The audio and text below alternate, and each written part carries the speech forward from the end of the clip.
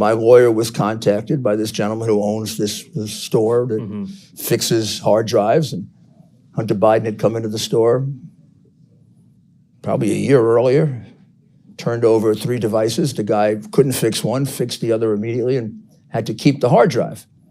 Hunter Biden came back in 2 days and brought him some kind of a keyboard that would help.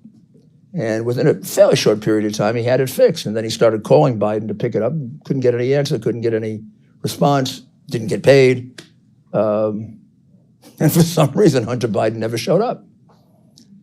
Now, one of the reasons may be that the gentleman says that Hunter Biden was so drunk that he had a little trouble even getting his name out. And since I've now looked at the hard drive, I find that to be very credible, because this was probably a bit of an exaggeration, but it looks like he's high on crack about every other day for the last 5 or 6 years. Before we move on, I do want to back up a second, because again, another criticism is of the timeline that this was released. You just said he dropped this off about a year ago. I think one of the screenshots of a quote from the Mac shop said, they basically have the right to, take any property that's not claimed within 90 days. 90 days, there's a lot of time in between that and a year. So why is this just coming out now? Well, because they gave it to the FBI. Okay. The FBI took it. The FBI agent told the FBI agent he was afraid. He was afraid of consequences from So the he Bidens. didn't, this man, he didn't give you guys the copy of the hard drive and pass over the actual hard drive to the FBI? No, he gave it to the FBI first. Okay. And he waited 4 or 5 months. Why do you think he held on to it? Well, he held on to 4. He held on to 4 copies of it. He gave 2 to friends of his in case he was killed. And he was, don't laugh. People Serious, yeah. The presidency is at stake here, and we have some very dangerous people involved. Fair. So, I've been in law enforcement long enough to know that you don't laugh at that. The reality is he kept 4 copies. He gave 2 to friends in case he was killed. He waited about 4 months, 5 months, I'm not sure, because my lawyer is the one who talked to him about this, so I'm reciting what Bob told me. And then he sent some letters around to various Republicans thinking they'd be interested in it. And apparently we were the first to respond. And or the only one to respond, or the first, or whatever.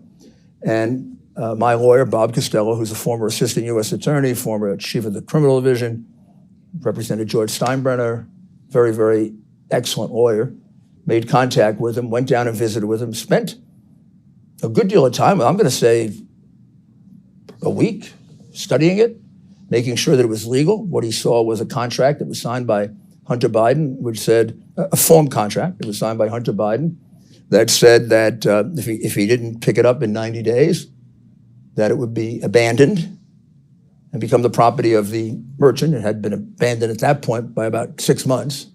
So it was clearly the property of the merchant. He checked the law on that to be sure. And then he went over it to do the best he could to validate it. Numbers that he could check on, events that he knew. Was he accurate about it? Was Biden accurate about it? Actually, we didn't really validate it until I got it, because although he knew more about the hard drive, I know the case backwards and forwards. Right. And I have an enormous amount of information from confidential informants. So, for example, I could see dates there that only Hunter Biden would know, because they haven't been published anywhere. I'll give you an example. Confidential informant told us about a meeting he had at the State Department. He gave me a specific date. He told me he remembered it because Hunter Biden was taken in the back door so that it wouldn't be registered. And he went to see Deputy Secretary of State Tony Blinken. Well, that's not registered anywhere, except from this confidential informant telling me and another investigator this. And that date squared exactly with the date in the hard drive and in the text message. There are about 3 more like that. And there are 2 others that I'd rather not reveal.